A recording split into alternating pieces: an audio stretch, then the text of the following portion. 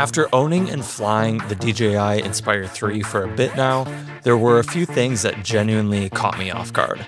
Not specs, not image quality, but rather the experience of owning it. These are the 5 things that I did not expect after buying the Inspire 3.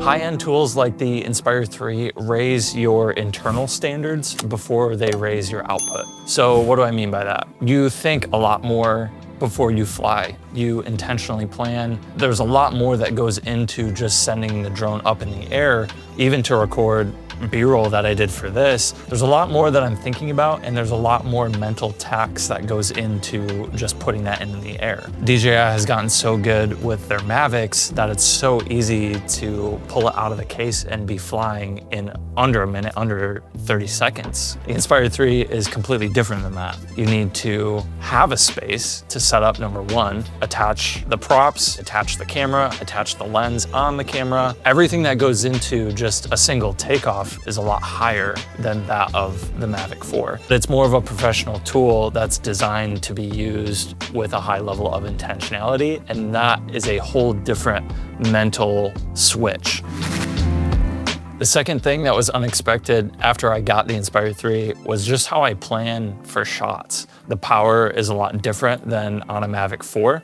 And the capabilities of dual op and different things like that, which I'll talk about in a little bit, that was all very different. When you bring the Inspire 3 out, given battery life and just what it's there to do, there's less of let's try this and more so here's the plan, here's what we're going for. I'm taking a lot less risks in the air when I'm flying the Inspire 3, when I'm flying any DJI drone now, just because of the band, but I'm more so flying with a lot more intentionality. There's a shoot that I was already able to do with the Inspire 3 where we did a tech scout and we rehearsed and rehearsed and rehearsed the one move that we were trying to get to be able to show up on the day and just execute it flawlessly. The Inspire 3 didn't exactly improve my flying, but it improved my restraint and my critical thinking skills on taking risks, not taking risks, and getting the shots that matter. The third unexpected thing that happened after I bought the Inspire 3 was just simply the fact that I have flown it a lot less than I thought I would. That's partially because not every job needs it, and it's also just because I have other tools that I can go and execute with. I don't necessarily force shots anymore. I want to wait for the right light, wait for the right location, the shoot, the story. In other words, I want it to be worth it to bring the Inspire out to capture the images that I want to capture. If I can do it with the Mavic 4, why not just do it with the Mavic 4 and not risk the Inspire crashing, something happening, when I can have an image that is 95, 99% of what the Inspire 3 is. I think the important thing to note is that that isn't fear-based, it's more stewardship-based. I want to take care of this drone, I want to have it for a long time. When I do bring it out, I want it to be right. I want it to actually mean something. And in essence, flying less has made shots mean a whole lot more. The fourth thing that was unexpected after I bought the Inspire 3 was that the image quality was not the thing that I was the most excited for. It turned out that I was very, very excited for a dual operator. One person flying and one person operating the camera underneath that allows you to be flying forward and shooting directly behind you if you wish. And that opens up an entirely new way of capturing aerial images.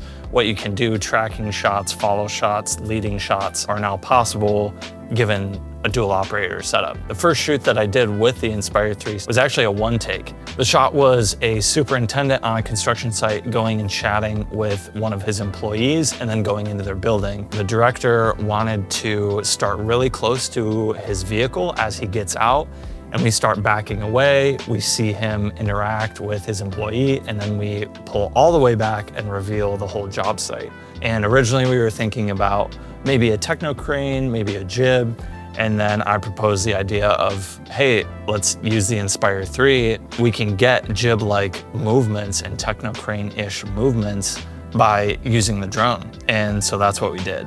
For the reliability and the repeatability of doing a shot like that, the Inspire 3 was hands down the perfect tool for that. If you guys want to see a breakdown of that and how I did that, please let me know, drop a comment. And if you're finding my content or this video useful or helpful or entertaining in any way, please like and subscribe. It really helps me out a lot and allows me to continue doing these videos. But back to having dual operators. You're able to think more like an aerial DP, knowing that you can control where the camera goes and what it's pointing at, while you don't have to think about flying. The Inspire 3 is still very capable as a solo operator. You can still get fantastic stuff, but where the Inspire 3 really shines is when you bring in a dual op. And the last thing that was unexpected after I bought the Inspire 3 is it made me very selective on the type of work that I say yes to with that drone. Not everything needs that. And while I want to be able to offer like, hey, I have an Inspire 3, this could really plus up this project, sometimes that's not needed. And I've had to learn that over and over and be sensitive to that, where I love under promising and over delivering, but sometimes that's just not what you need. You gotta have the right job to bring that out on. It's the right tool for the right job. I don't wanna force a square peg into a round hole. Sometimes it makes sense and sometimes it works out fantastically. Like, hey, there's a job. This could be a great opportunity to practice with the Inspire 3, but I'm not just gonna do that on every single job just because of what it is. It's a professional tool. It is expensive. There's a DJI ban in place right now to where getting another one might be pretty difficult.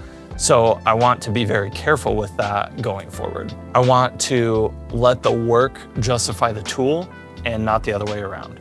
So in closing, the drone did not make me better. The drone did not make me a better pilot. It didn't make me technically better in any sense other than the fact that, okay, I have this tool now. Just because you got a new drill or a new hammer doesn't mean that you can go build whatever you want. You still have to practice, you still have to put in the work, you have to learn the tool, and then you just have to continue to improve your craft. And that's what I'm excited to do with this. All of these things into account, I am still super excited. I'm looking forward to more projects coming up that I get to fly this on, and I'm looking forward to growing this part of my drone business. Overall, it just makes me way more intentional. I think we could use that word and just sum up this entire video is getting a tool like the Inspire 3, it needs to make you more intentional. And if you're thinking about getting the Inspire 3, I think you should ask yourself, is this actually what I need? You should get the new tool when you've outgrown everything that you have in your arsenal right now. And that's where I'll leave it with you guys for today. If you enjoyed this video, again, please sure to like and subscribe. And I wanna know your thoughts. What do you think about the Inspire 3? Do you want one? Are you looking to get one? What are your thoughts as a filmmaker, as a hobbyist, as a professional on a tool like the Inspire 3? And I want to hear in the comments, what are you growing towards next? Maybe it's drones, maybe it's filmmaking, but maybe it's something else. I love learning, I love connecting with you guys. And I want to say too, just a quick word of thanks for my last Inspire 3 video, the unboxing, that got a ton of views, a ton of likes, a bunch of comments. And so I'm excited to continue to make videos and make content for you guys. So drop some comments, let me know your thoughts, and I will catch you in the next one.